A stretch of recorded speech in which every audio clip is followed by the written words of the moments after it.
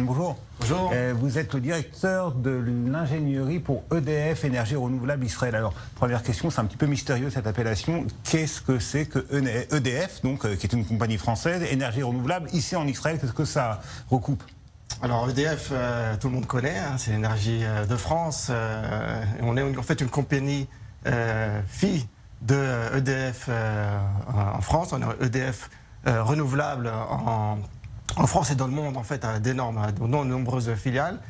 Et en Israël, donc nous sommes responsables, on essaie de développer en fait tous les projets d'énergie renouvelable en Israël, dans le solaire, dans les turbines éoliennes, et également ici juste à côté en fait de chez vous, on a justement une sorte de pilote de génération d'électricité à base de vagues, des vagues de la mer au port de Jafo. Et tout ça pour le compte de la société EDF. Donc. Exactement. La EDF Renouvelable Israël est une compagnie israélienne, c'est-à-dire que tous les travailleurs, tous les employés sont israéliens, mais nous sommes une filiale à 100% qui appartenons à EDF Renouvelable en France. Donc ça montre à quel point un pays comme la France porte un intérêt particulier à tout ce qui peut se faire ici en Israël en termes d'innovation. Il y a tout de même un paradoxe, David Cohen. D'un côté, on vante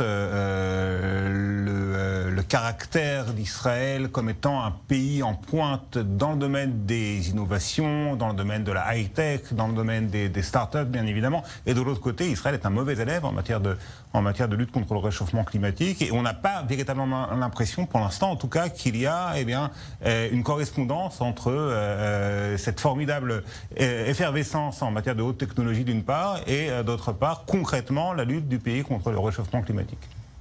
Alors c'est vrai qu'il y a une certaine dissonance par rapport au projet d'installation d'énormes projets en fait d'énergie renouvelable en Israël. Il y a beaucoup de bonne volonté. Il y a beaucoup de faits, il y a beaucoup d'initiatives qui ont été entamées. Et il y a effectivement aussi beaucoup de challenges dont nous-mêmes nous sommes confrontés au jour le jour. Mais je pense qu'il y a beaucoup de personnes, il y a beaucoup d'institutions qui ont de bonne volonté, qui sont prêts à faire avancer les choses pour parvenir aux projets qui ont été déjà entamés d'ailleurs par nous et par tous les autres aussi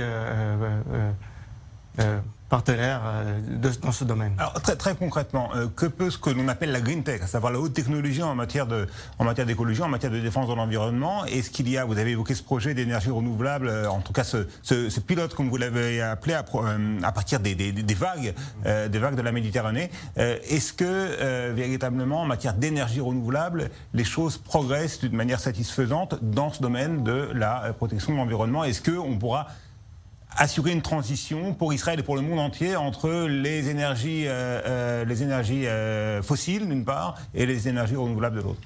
C'est difficile à dire, hein, mais aujourd'hui déjà le projet d'arriver à 30% des énergies renouvelables en 2030 et le projet intermédiaire qui est en 2025, c'est vraiment demain matin d'arriver à 20%, sont des challenges, sont des projets de grande envergure. Qui vous paraissent réalisables? En Israël, je pense qu'ils sont réalisables, mais ils demandent effectivement des efforts de beaucoup d'institutions en parallèle, une coordination entre les différentes institutions.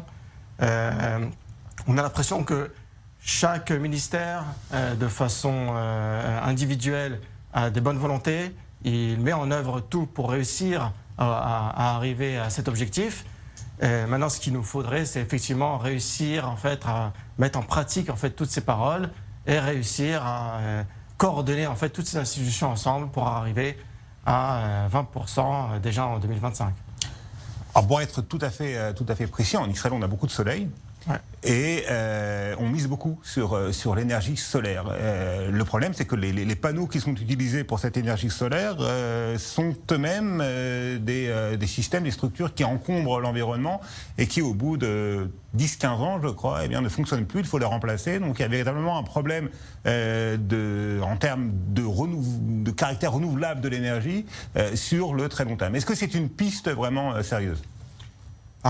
D'abord, c'est un projet qui intéresse beaucoup et qui est déjà qui est très parlé. C'est-à-dire que c'est un débat qui est qui est entamée. Et la plupart des constructeurs et des fabricants de panneaux solaires, eux aussi, vont vers une direction de panneaux et de systèmes qui sont à base de matières recyclables. Pareil pour les éoliennes. C'est-à-dire qu'aujourd'hui, la plupart des matériaux qu'on trouvera dans les éoliennes, la plupart des éléments qui constituent en fait une éolienne vont être aptes à être recyclés.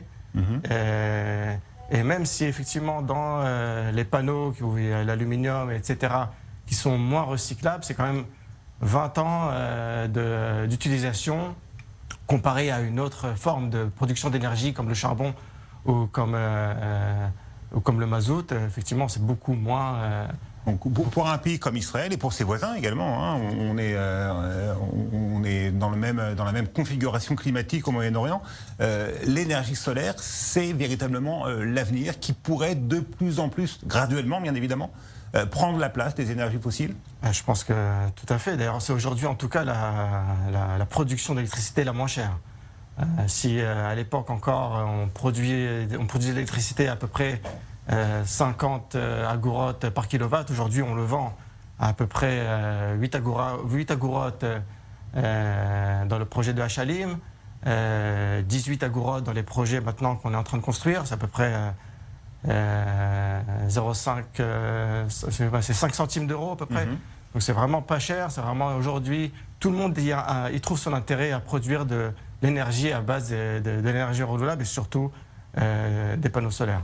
Alors, est-ce qu'il n'y a pas là aussi un nouveau paradoxe entre ce que l'on dit au niveau officiel en Israël? Je crois que Naftali Bennett, le Premier ministre, a eu cette phrase: Israël n'est pas ne constitue pas une partie importante du problème, parce que c'est un petit pays, hein, le problème du réchauffement climatique, Israël n'y contribue pas dans une part considérable, mais d'un autre côté, Israël peut contribuer considérablement, significativement, à la solution du problème. Est-ce qu'il n'y a pas un paradoxe entre ces éléments de langage, si vous voulez, d'un côté, et de l'autre, le fait qu'Israël continue de permettre à des sociétés de forer en mer Méditerranée pour extraire des quantités astronomiques de gaz, alors qu'on sait que le gaz est là aussi une énergie polluante?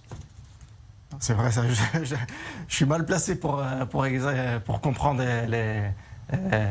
ce que Naftali Bennett cherche à faire, effectivement, en misant sur plusieurs tableaux, mais enfin, effectivement, moi, ce que je pense, c'est qu'en tout cas, tout le marché des énergies renouvelables n'est pas mis de côté et que même Naftali Bennett et même le gouvernement d'avant, le gouvernement d'aujourd'hui, misent autant sur l'énergie renouvelable.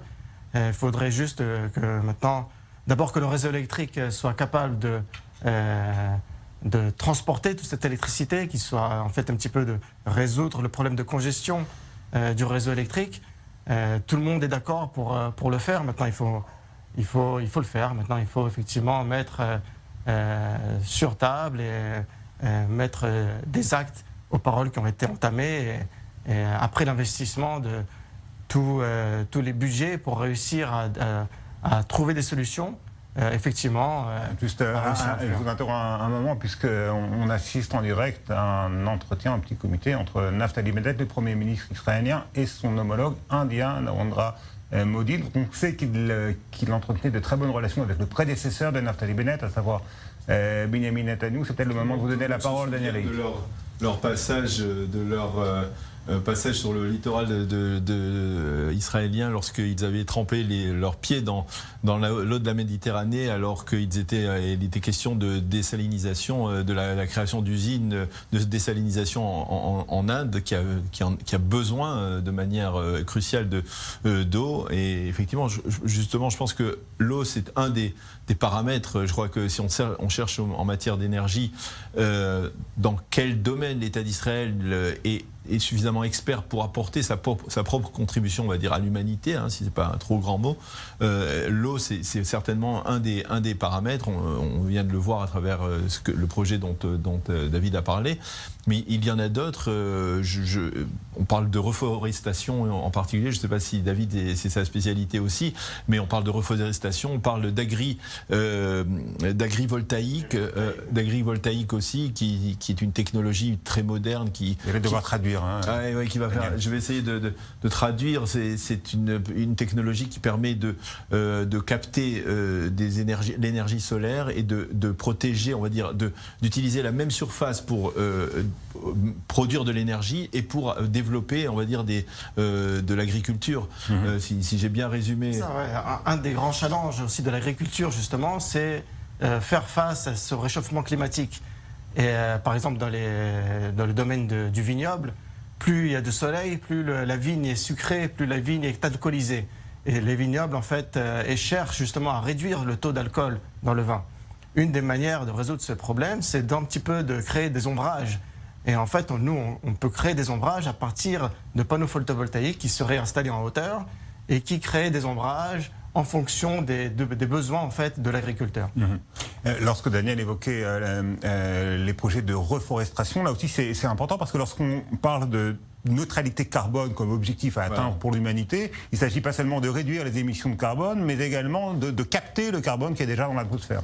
Ouais, c'est ça. Il y a plusieurs projets. Hein. Ce n'est pas vraiment dans mon domaine, mais il y a plusieurs projets qui sont autour de capter le carbone, le carbone les arbres, en hauteur, les arbres le font, dans les forêts, en hauteur, il y a beaucoup. D'ailleurs, il y a récemment plusieurs compagnies qui se sont lancées justement dans essayant de capter le carbone en altitude. La question que l'on se pose, c'est est-ce qu'on peut dire qu'Israël est un pays leader en matière de clean tech, comme il est leader en matière de high tech de manière plus générale, ou alors c'est quand même un domaine qui est relativement réduit, limité en Israël, que on va dire les ingénieurs, ceux qui sont avides, on va dire d'innovation, eh bien ne se sont pas particulièrement penchés sur ce sujet, et que peut-être ça le devient, mais en tout cas pour l'instant ça ne l'est pas encore. Je ne sais pas s'il y a vraiment d'innovation en Israël dans ce domaine-là. C'est-à-dire que la plupart des pays sont à peu près au même rythme. L'agrivoltaïque, comme vous en avez parlé, est déjà présent dans les autres pays. En France, ça a déjà commencé. Ici, en Israël, on essaye de faire avancer les choses. Le challenge, c'est effectivement de faire accepter cette idée aux institutions administratives, ce qui est déjà aussi un gros challenge en soi. Donc, il y a beaucoup d'initiatives, il y a beaucoup de choses dont on essaie de s'inspirer de ce qui est fait en France, de ce qui est fait dans le monde. Et on essaye en fait de les établir ici de la même manière qu'ils sont à l'étranger. Il n'y a pas vraiment, je ne vois pas une initiative très particulière. Quand on voit, par exemple, si on doit comparer avec